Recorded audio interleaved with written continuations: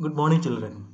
We are discussing about hinterland and garrison towns. Okay, the Delhi Sultanate's hinterland and garrison towns. So, the administration going on mainly hinterland and garrison towns. The Delhi Sultanate's administration mainly going on hinterland and garrison towns. Okay, uh, so like that it is going on, and about Alauddin Khalji and Muhammad bin Tughlaq, they started to expand and extend the territories and build a large kingdom in the Indian subcontinent. Okay, so how they did this expansion, that we can look at. Before that,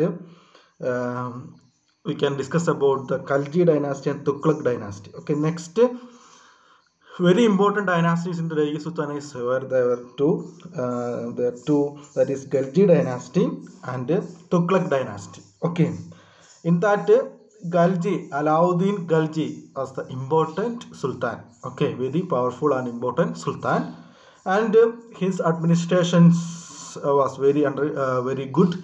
And under his administration, this Delhi Sultanate reached the highest level. And next dynasties were known as Muhammadid, Tughlaq's dynasty, that is known as Tughlaq dynasty.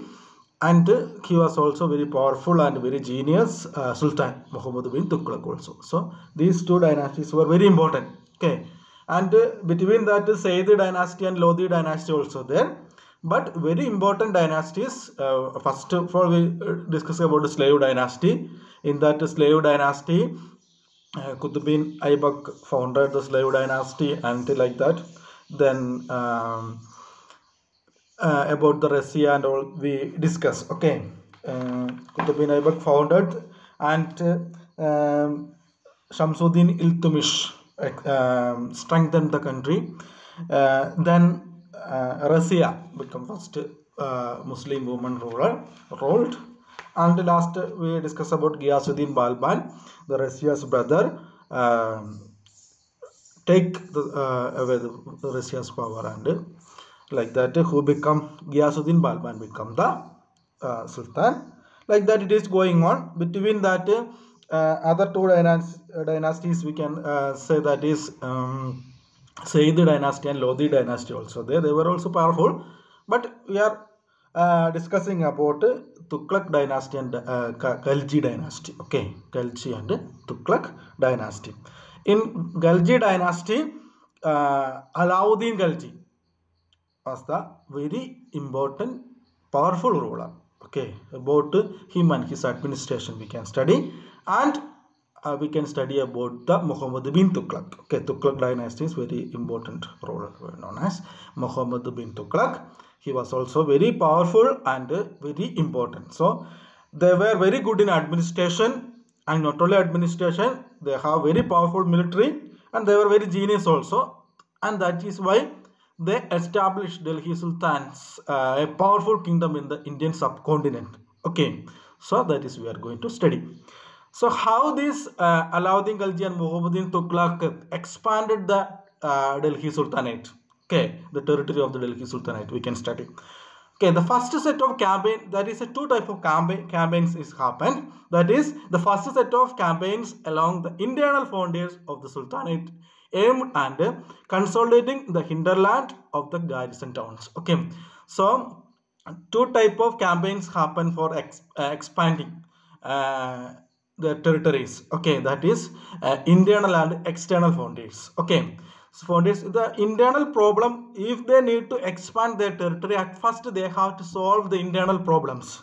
Okay, inside the countries, inside the Delhi Sultanate territory, what are the problems happened, that they have to need to solve. They need to solve. Okay, so that is why the first aim is that the campaigning along the internal frontiers of the sultanates aimed at the consolidating the hinterland of the garrison towns. So we studied we are studying last day, that is they are mainly controlling hinterland and garrison towns, but from the Delhi too far places are there. Like that places, hinterlands and garrison towns, they were very difficult to control, because communication is not going on, and all other problems are there. Many other internal peasants, that means agricultures, they are making problems, and the local rulers, they are not supporting these sultans. Like that, many problems are happening. So all these problems they need to solve. So that is why they have to consolidate. Okay, they need to control all these hinterland and garrison towns. Under their control they need to make. So that is why they need to make these all these hinterlands and garrison towns under their control. So that is why the internal frontiers, that is controlling consolidating hinterland and garrison towns. Consolidating, that means under their control all these places need to come. That is not consolidating. Okay, so that is about.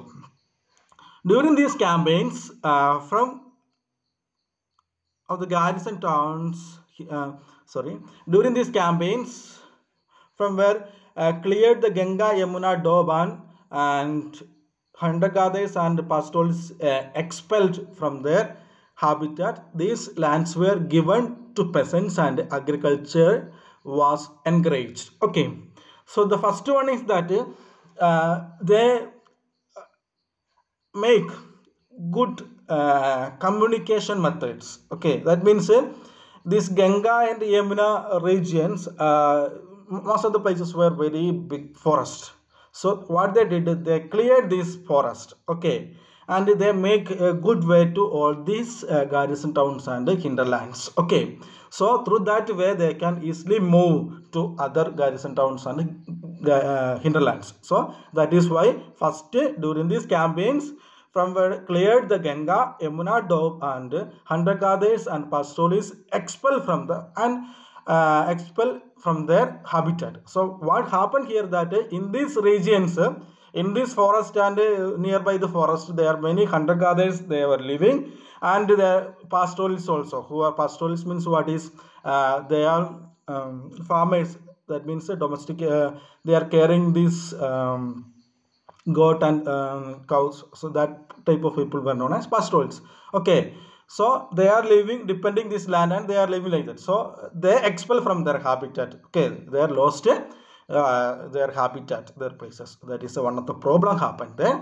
Then these lands were given to peasants and agriculture was encouraged. So they cleared these lands. Okay, these Ganga and Yamuna, these forest areas, and they cleared all these areas and they make a good lands, and these lands what they did, they give to peasants, and agriculture was encouraged. Peasants means agriculture group who are taking the lands by the rent, and they are doing that type of people were known as peasants. Okay, the land taken by the rent, they are taking land taken by the rent, and they are doing agriculture works there. So that is known as peasants. So these cleared land, these rulers given to the peasants, and they started agriculture, and agriculture encouraged, because we know that agriculture or things is a very important backbone of the economy, and for that is why they are encouraging this agriculture. Then new fortress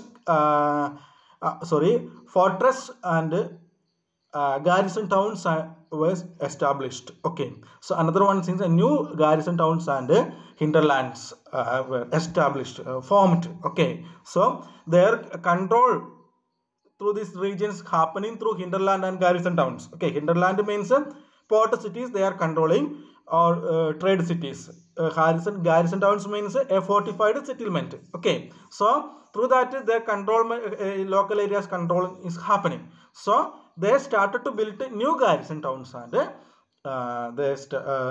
these hinterland also. Okay, like that. Garrison towns and towns were established to protect trade routes and promote regional trade. So mainly garrison towns, it is for trade. Okay, it is for the protection, because it is a fortified city under the control of the armies. Okay, soldiers. So another one is a hinterland. They started to form new hinterlands. So for the trade. Okay, for the trade. Then the second expansion, so that is known as internal frontiers. Okay, at first the internal frontiers means they consolidate hinterlands and garrison towns and cleared the regions and like that they make agriculture lands and through that communication also easy because going to elsewhere they were the new ways they made out, and all these things are the internal frontiers, the solving the internal problems they solved. Then second one is that second expansion occurred along the external frontiers of the sultanate. Okay, that is external frontiers, that is with the military expedition into southern part of the India started this time during the Alauddin Khalji and the culminated with the Muhammad Tughlaq also, Muhammad bin Tughlaq also. Okay, so that is external frontiers of the sultanates. With the military, they attacked other areas and seized all these areas and joined to Delhi. Okay, so that is about the map 3 is given from the Delhi, Gujarat, then Devagiri, all these up to southern part Tanjavur. Okay, Tanjavur. So from the Delhi, Warangal, and all these areas were known. They expand. So they found a large kingdom. Okay, you look it from the Delhi, the southern part. They reached up to Tanjavur. Okay, they seized all these places and they seized these powers of all these places and joined to Delhi Sultanates. Okay, that is about the external frontiers. The second expansion started, that is external frontiers of the Sultanate with the military expedition into the southern India started during these regions. Alauddin Khalji and culminated with the Muhammadin Tughlaq. In their campaign, Sultanate's armies captured elephants, horses and slaves and carried away precious metals. By the end of the Muhammadin Tughlaq's region, 150 years after some humble beginnings, the armies of the Delhi Sultanate had marched across the large part of the subcontinent. They had defeated armies and seized cities. The Sultanate collected taxes from the peasantry and dispensed justice in the realm. But okay, so that is in the Alauddin Khalji's and Muhammadin Tughlaq, the kingdom of the Sultanate reached the farthest extent, and they strengthened all this. They taken the revenue from the peasants and protected them and gave justice through that them. So that like that their internal frontiers and external frontiers happened. Okay, thank you.